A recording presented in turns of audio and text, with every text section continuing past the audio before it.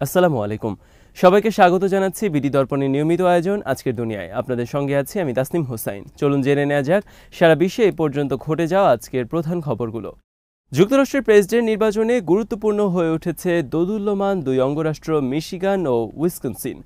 এখানে ডেমোক্রেটিক পার্টির প্রার্থী কমলা হ্যারিস এবং তার প্রতিদ্বন্দ্বী রিপাবলিকান পার্টির প্রার্থী ডোনাল্ড ট্রাম্পের মধ্যে জনসমর্থনে হাড্ডাহাড্ডি লড়াই চলছে।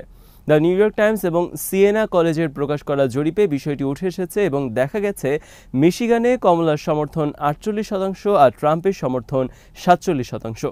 অন্যদিকে উইসকনসিনে কমলার সমর্থন 49% আর ট্রাম্পের 47%।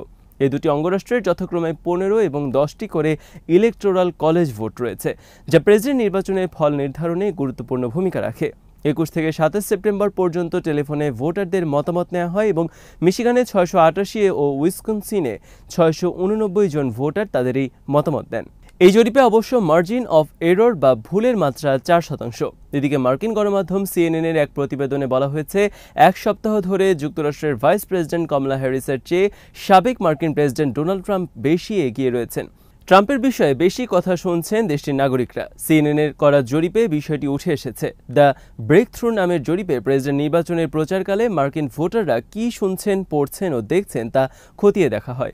গত সপ্তাহগুলোতে যুক্তরাষ্ট্রের রাজনৈতিক অঙ্গনে গুরুত্বপূর্ণ খবর হিসেবে কমলা ও ট্রাম্পের মধ্যে নির্বাচনী বিতর্ক, ফ্লোরিডায় ট্রাম্পকে হত্যা চেষ্টার অভিযোগে একজনকে গ্রেপ্তারের মতো বিষয়গুলো সংবাদের শিরোনাম হয়ে ওঠে। তবে সিএনএনের তথ্য বলছে, 2 সপ্তাহে 2 প্রার্থীর সমর্থকেরা যেসব কথা শুনেছেন তার মধ্যে বড় ধরনের পার্থক্য দেখা গেছে। রিপাবলিকান প্রার্থীরা বেশি গুরুত্ব দিচ্ছেন গত মাসে ফ্লোরিডায় ট্রাম্পের গুলি করার ঘটনার উপর। ট্রাম্পের এই বেশি আলোচনায় থাকাটা তার ভোট বাড়িয়ে দিতে পারে বলে মনে করা হচ্ছে। এবার একযোগে 3টি ফ্রন্টে লড়াই শুরু করেছে দখলদার রাষ্ট্র ইসরায়েল। গাজায় দীর্ঘ প্রায় 1 বছর ধরে চলা যুদ্ধের পর দেশটি কয়েকদিন ধরে লেবাননে হামলা চালাতে থাকে।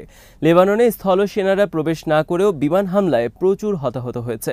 হিজবুল্লাহ প্রধানকেও বিমান হামলায় হত্যা করেছে ইসরায়েলি বাহিনী। যে কোনো সময় সীমান্ত পার হলে ইসরায়েলের স্থলবাহিনী লেবাননে ঢুকে পড়তে পারে। এরই মধ্যে রবিবার ইয়েমেনেও হামলা চালিয়েছে তারা, যার মধ্যে দিয়ে একই সাথে 3টি ফ্রন্টে লড়াই শুরু করেছে ইসরায়েল। এই লড়াইয়ে তাদের প্রধান প্রতিপক্ষ গাজার হামাস, লেবাননের হিজবুল্লাহ ও ইয়েমেনের হুথি আনসারুল্লাহ গোষ্ঠী। পাশাপাশি ইরাকের ইরান সমর্থিত শিয়া মিলিশিয়ারাও ইসরায়েলের স্বার্থের বিরুদ্ধে লড়াই রয়েছে। তারা ইরাক থেকে ড্রোন পাঠিয়ে ইসরায়েলে হামলার চেষ্টা করছে। এর মধ্যে হিজবুল্লাহ ও হুথিদের সাথে ইরান ঘনিষ্ঠভাবে জড়িত, যে কারণে ইরান যে কোনো সময় এই যুদ্ধে জড়িয়ে পড়তে পারে বলে আশঙ্কা করা হচ্ছে। তবে এই যুদ্ধে ইরান জড়িয়ে পড়লে যুক্তরাষ্ট্র সরাসরি যুদ্ধে যোগ দেবে বলে মনে করা হচ্ছে।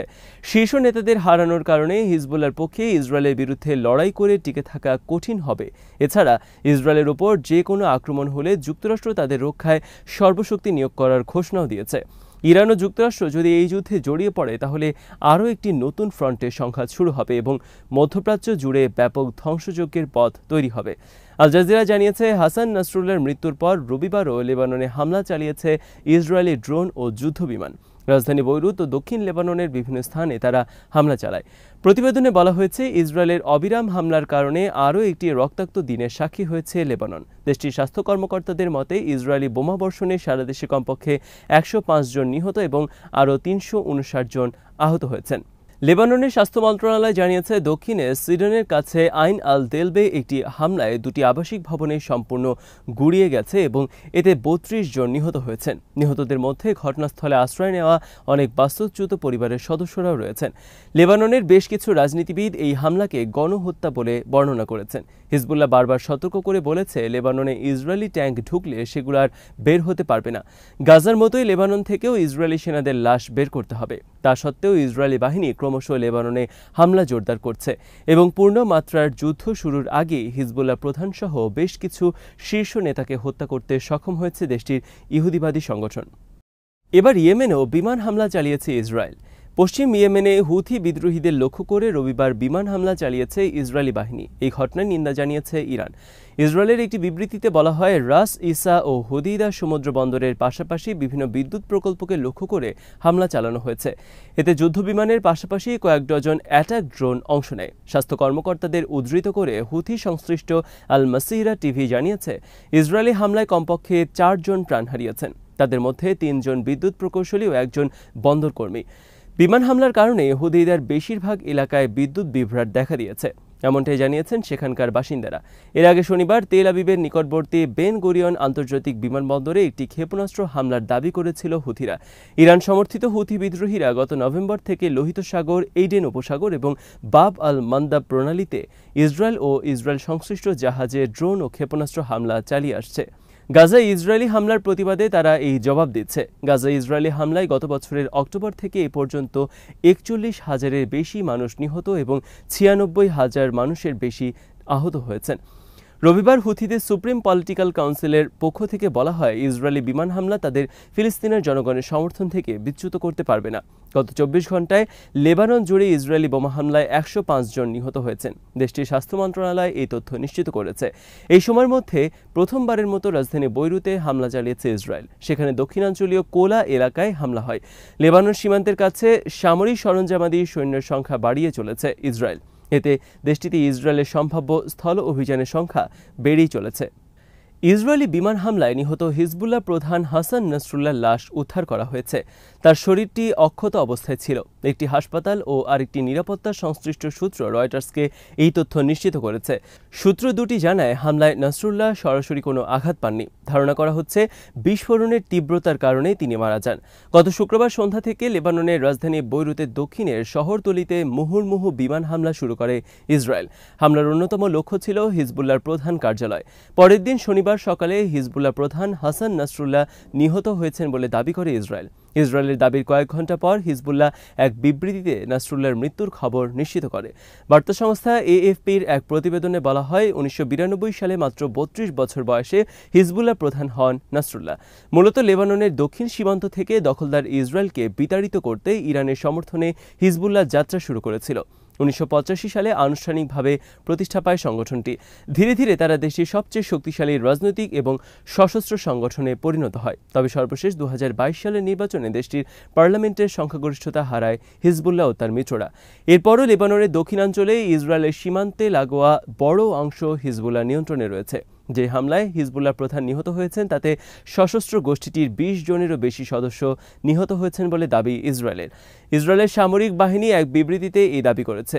বিবৃতিতে তারা হিজবুল্লাহ নিহত কয়েকজন সদস্যের নামও উল্লেখ করেছে এবং বলেছে, নাসরুল্লাহর সঙ্গে বিভিন্ন পদবীর ২০ জনের বেশি সন্ত্রাসীকে হত্যা করা হয়েছে। তারা বৈরুতে বেসামরিক ভবনের নিচে ভূগর্ভ কার্যালয়ে অবস্থান করছিলেন। তারা সেখান থেকে ইসরায়েলের রাষ্ট্রের বিরুদ্ধে হিজবুল্লাহর সন্ত্রাসী কর্মকাণ্ড পরিচালনা করছিলেন। বিবৃতি অনুসারে হামলায় ইব্রাহিম হোসেন জাজিনি এবং সামির তৌফিক দ্বীপ নামের ২ জন ব্যক্তি নিহত হয়েছেন। তারা নাসরুল্লাহর ঘনিষ্ঠ সহযোগী ছিলেন। লেবাননে ইসরায়েলি আগ্রাসনের মোকাবেলায় উত্তর ইসরায়েলের সামরিক স্থাপনা লক্ষ্য করে হামলা অব্যাহত রেখেছে হিজবুল্লাহ। সংগঠনটি রবিবার ১১ দফা হামলা চালিয়েছে উত্তর ইসরায়েলের বিভিন্ন টার্গেট লক্ষ্য করে।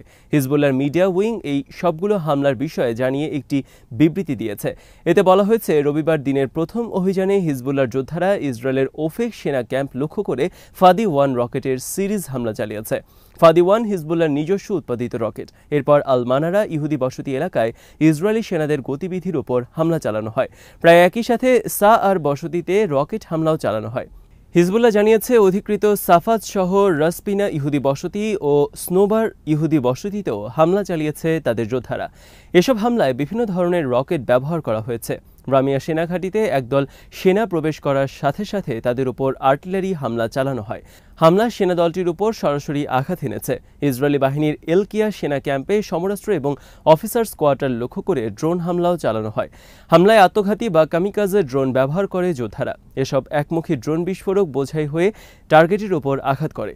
এগুলোকে আকাশে ধ্বংস করতে চাইলেও বিস্ফোরণ ঘটে। এছাড়া রবিবার সেতুলা বসতিতে রকেট হামলা চালানো হয়। লেবাজি কাফর চুবা পার্বত্য এলাকায় আর্টিলারি হামলা করা হয় দীর্ঘক্ষণ ধরে। আর দিনের সর্বশেষ হামলা টার্গেট ছিল ইসরায়েলি বাহিনীর জেভলুন সেনাঘাঁটি। ইসরায়েলি গণমাধ্যমের খবরে বলা হয়েছে, রবিবার লেবানন থেকে ইসরায়েলের হাইফা বন্দর লক্ষ্য করে ব্যালিস্টিক মিসাইল হামলা চালানো হয়েছে। ইসরায়েল আর্মির রেডিওর খবরে বলা হয়, মিসাইলটি ছিল surface two surface ballistic missile. হামলার সাথে সাথে হাইফা নগরী ও পার্শ্ববর্তী কিরিয়াত শহরে সাইরেন বাজতে শুরু করে এবং নাগরিকরা নিরাপদ আশ্রয়ের জন্য পালাতে থাকে। আল মায়াদিনের প্রতিনিধি জানিয়েছেন, রবিবার আল জালিল উপত্যকা সহ আশেপাশের অনেক এলাকায় সাইরেনের শব্দ শোনা গেছে। আজ এখানেই শেষ করছি। সবাই ভালো থাকুন, সুস্থ থাকুন আর দেখতে থাকুন বিডি দর্পণ। চ্যানেলটি ভালো লাগলে সাবস্ক্রাইব করুন, সংযুক্ত থাকুন আমাদের ফেসবুক পেজে। আল্লাহ হাফেজ।